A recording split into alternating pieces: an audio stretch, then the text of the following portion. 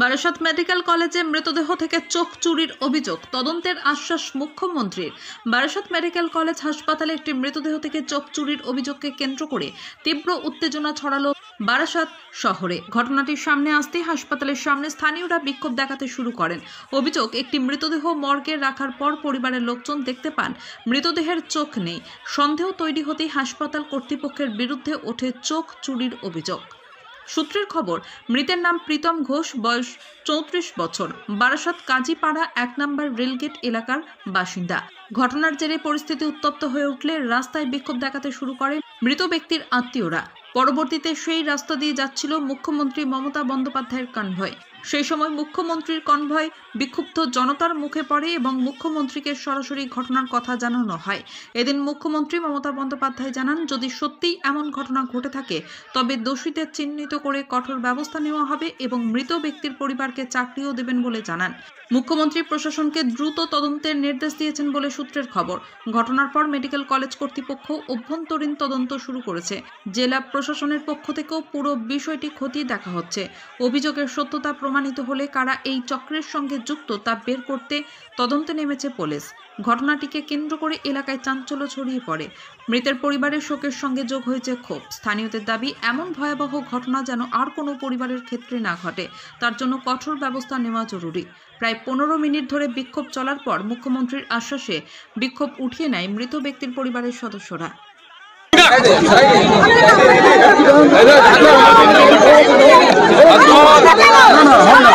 Total enquiry order দিলাম এবং 2 হচ্ছে তার বিরুদ্ধে অ্যাকশন নেওয়া হবে, সিসিটিভি ফুটেজও দেখা হবে এবং যে পরিবারের এই ঘটনা ঘটেছে তাদেরকে প্রয়োজনীয় ক্ষতিপূরণও দেওয়া হবে।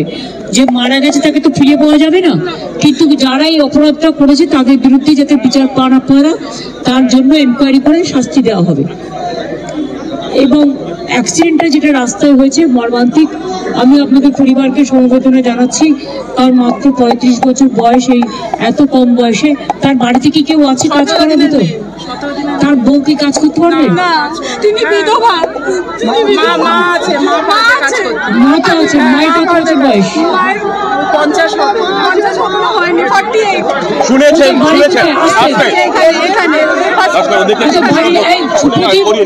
বাড়ির অ্যাড্রেসটা লিখে নাও আর বায়োডাটাটাও মার নিয়ে নাও। আমি আমার কোটায় যে চাকরি হয় বছরে 2টো, আমি তার থেকে একটা করে দেবো, কাছাকাছি করে দেবো, যাতে উনি মানে সংসারটা চালাতে পারেন। ঠিক আছে, আমি এটা করে দিচ্ছি। অন্যায়ের বিচার হবে, 2 হচ্ছে ক্ষতিপূরণ হবে, 3 হচ্ছে আমি আমার নিজের চিফ মিনিস্টারের কোটা থেকে আমার বছরে 2টো পাই, আমি সেখান থেকে 1 বছর 10,000 টাকা করে পাবে গ্রুপ ডি, আর 1 বছর বাদে পার্মানেন্ট চাকরি হয়ে যাবে। ঠিক আছে, মায়েরটা আমি করে দেবো।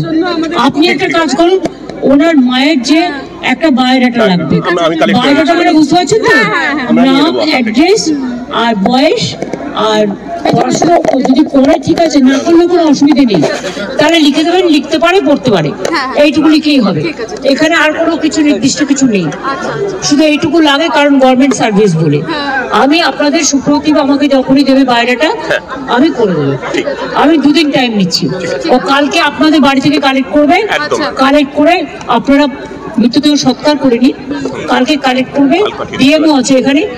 1 হচ্ছে এনকোয়ারি হবে, 2 হচ্ছে ক্ষতিপূরণ হবে, 3 হচ্ছে ওর মাকে আমি একটা চাকরি করে দিচ্ছি আমার নিজের কোটা থেকে। বায়োডাটাটা সুপ্রতিম আমার কাছে পৌঁছে দেবে, কালকের মধ্যে যদি সন্ধ্যাবেলা গৌতমদার হাতে পৌঁছে দেবে বলে রাখবো, তাহলে আমি পরশু দিনই অ্যাপয়েন্টমেন্ট লেটার একদম ম্যাডাম কাল পৌঁছে দেবো, ওদের বাড়িতে এসে পৌঁছে দেবে, কাল পৌঁছে যাবে ম্যাডাম। সবকিছু সমাধান কি হয় চাকরিতে? আমাদের বাচ্চা চোখ তুলে নিয়েছে, সেই সমাধানটা করলো না উনি। আপনাদের কথা শুনলো না? শুনেছে, আমার দিদির সাথে ইন্টারভিউ নিলে দিদিকে বললো আপনাদের পরিবারকে চাকরি দেবো, পরিবারকে টাকা দেবো। টাকা দিয়ে কি সবকিছু? আমাদের বাচ্চাটা ছোট 18 দিনের একটা বাচ্চা হয়েছে, তার বাবা এরকম মারা গেল, আবার চোখটা তুলে নিচ্ছে। এই দেখুন ছবিটা দেখুন, এভাবে অ্যাক্সিডেন্ট হয়েছে। আপনারা কি চাইছেন?